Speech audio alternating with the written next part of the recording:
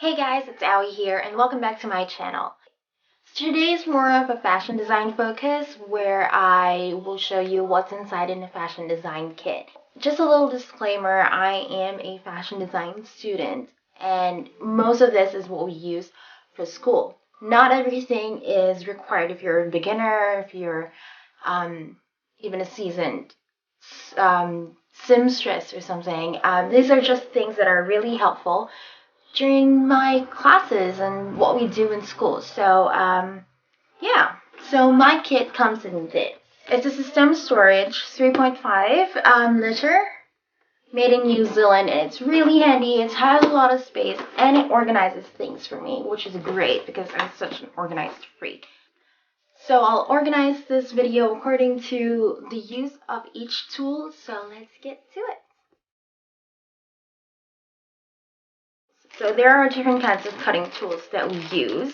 So first of all, a paper scissor. So obviously it's used for papers, for cutting your patterns, for cutting tapes or anything else besides fabric. Because for your fabric, it's this one. It's a fabric scissors and they're completely different.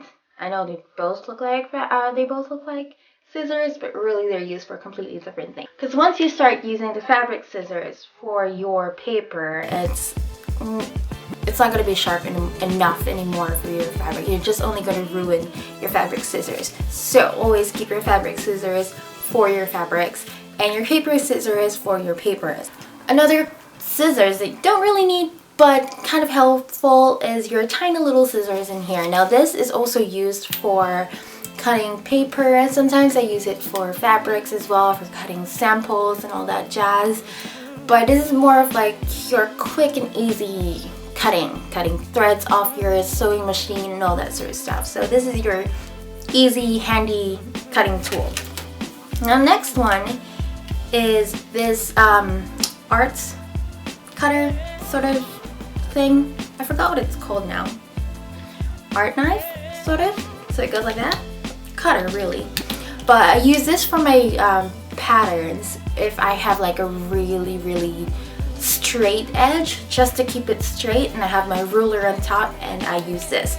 And another cutting tool is this. It's a rotary cutter and it's used for fabrics. It'll be quicker, it'll be easy. It's actually easier to use than a fabric scissors. The softer and the thinner ones like satin or organza or like silk, yeah, it's best to use this one because it just rolls in there, unlike this where unlike a fabric scissors where it just lifts the fabric off the table and it just ruins the cut. And then we have here a seam ripper, which is like perfect for those times when you made a mistake with stitching or when you want to change something. This was my best friend during the first few projects that I ever did because, man, I made so many stitching mistakes and this was really helpful.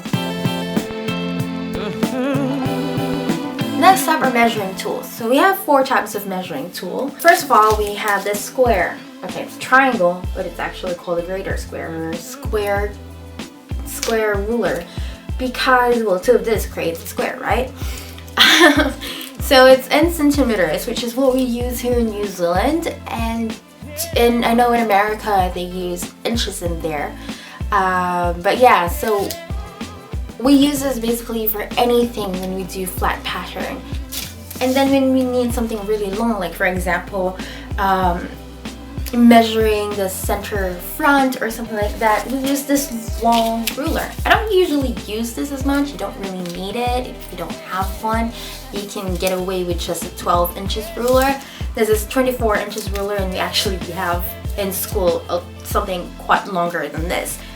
The next one are these. Yeah, I'm that type of person who puts everything inside the thing. So this is a French curve. Like I have another kind of French curve, but this is quite handy because there's a lot of curves available with this one. So these are French curves. I don't know if you can see it. It does help for like armholes or necklines or like your crotch areas. That making a curve like that, it really does help. And then finally, we have, of course, what we all know as tape measure. We always associate this with seamstresses. They always have it around their neck and all that sort of stuff. But yeah, it's of course this is very essential for measuring the whole body. So first off, these are marking pens. These are used for your fabrics, or you can also use tailor's chalk. So basically, it's what we use to mark the fabric on where to cut. So I haven't really tried this one yet. I can't really tell. These are Soulmate MP170 marking pencil.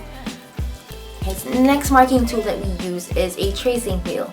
We use this for like those times that we need to transfer a mark from one paper to another without cutting it. Next marking tool is an awl. It's AWL. It's an awl. So again, this is one of the things that is really helpful, but really it's not very essential. So what it does, it pokes a hole inside your pattern, which creates a mark for when you're transferring a lot of different. So if you don't have this, if you don't have a tracing wheel, this is actually really good when like poking through parts, and then you can just trace it with a pencil and a ruler. And then here we have a notcher. Again, this is not essential because you can actually replace it with just a paper scissor or something.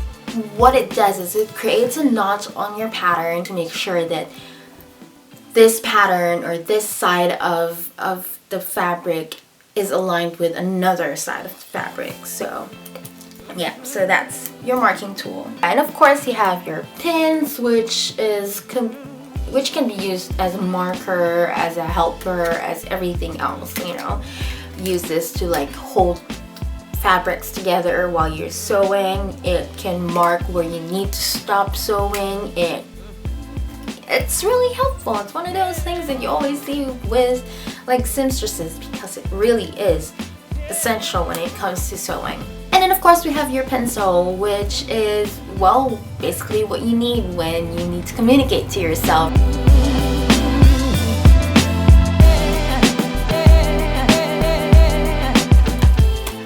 And now moving on to the sewing tools. So first of all, I have here 2 color threads. Right now I have the black and the white, which is quite simple, and it's your basic color. I also have here an elastic thread, which is what I'm using for my project at the moment.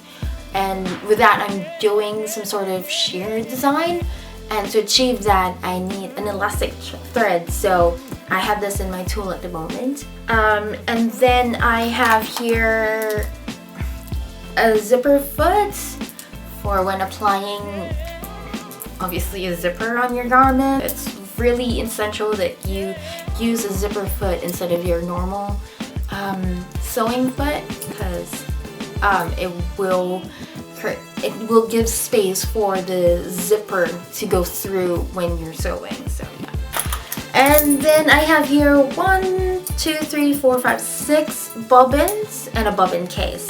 You don't need a lot of bobbins, but it's definitely helpful to have more than one to hold a different kinds of color threads. So you don't have to wind your bobbin all the time if you only have one.